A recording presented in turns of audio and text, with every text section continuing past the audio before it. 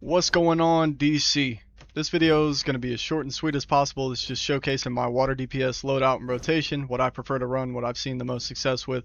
Um, Water is one of the few powers that I actually do make two separate armories for, uh, and I'll kind of go into that just a little bit here. For single target, what I prefer to run artifact wise is going to be Purified Pages of the Black, Transformation Card, Scrap of the Soul Cloak, Razor's Power Battery, Eye of Gemini. As far as allies are concerned, it's going to be your basic two. It's going to be Starfire and Flash for the might and supercharge regen, combat ally, whatever you want to run. It really doesn't matter. As far as the loadout, start with the first tray here. Going Aquatic Arsenal, Dehydrate, Solace of the Sea, Luminous Beam, Whiplash Payload, Nemesis Lasso, Call of the Deep, Neo Venom, Bounty Hunt, Bubble, Pressurize, and Spore Pod. Kind of show you here what that rotation looks like. Pretty simple.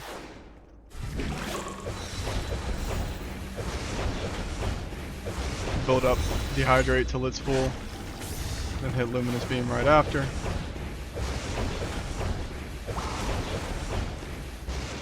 Hit Dehydrate, go down, hit the 2-clip.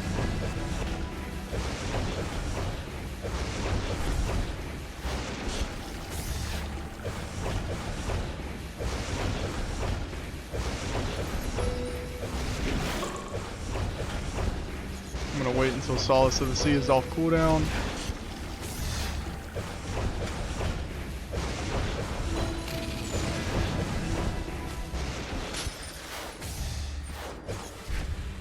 Yeah, pretty simple, pretty easy to follow along. The one thing I will say, you don't always have to hit Spore Pod. Obviously, Spore Pod's not going to do anything substantial for single target damage.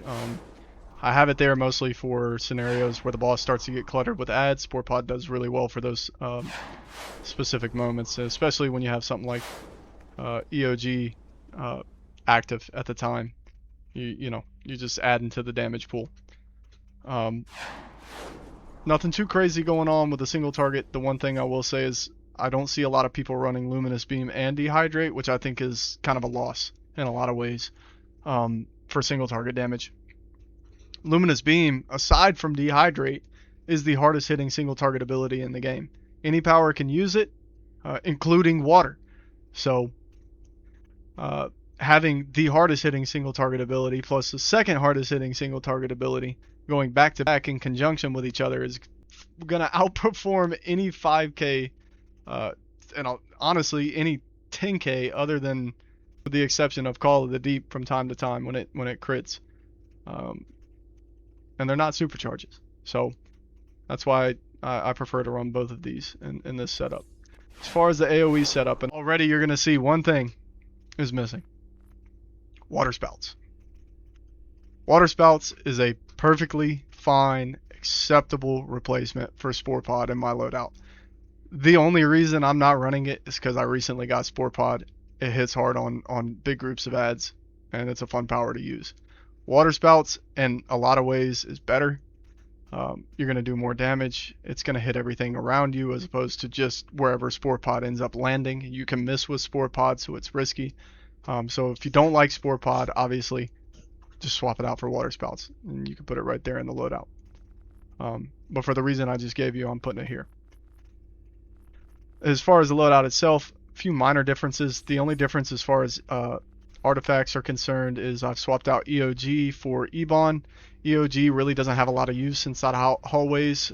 You're never really going to be in a group of ads long enough to get EOG's proc to actually hit. Also, EOG's damage splits. So a lot better used in single target scenarios as opposed to clearing hallways or big groups of ads. The loadout itself is pretty similar. I have Drown here for extra supercharge regen and to apply Crush, so it's 2 bird 1 stone kind of deal. Bubble, Pressurize, Radiant Nova to cancel E-Bomb when we need to. Sunstone Dust Blast in case you have the opportunity and you don't have enough super. For Call of the Deep, Sunstone's great. You have other options too. You can run Whirlpool perfectly fine.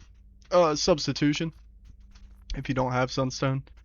Up top is more or less going to be the same. Again, a couple differences.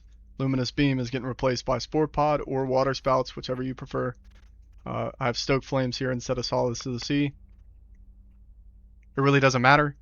The only reason I'm running Stoke Flames in place of Solace of the Sea is, again, in situations where you're moving from group to group, that heal is going to move with you. Solace of the Sea is not. It's going to stay wherever you cast it.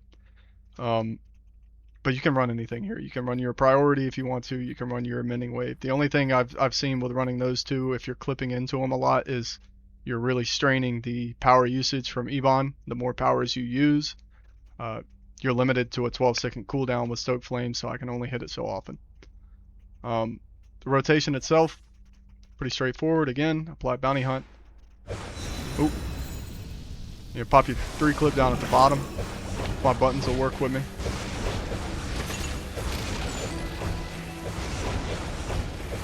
Spore Pod.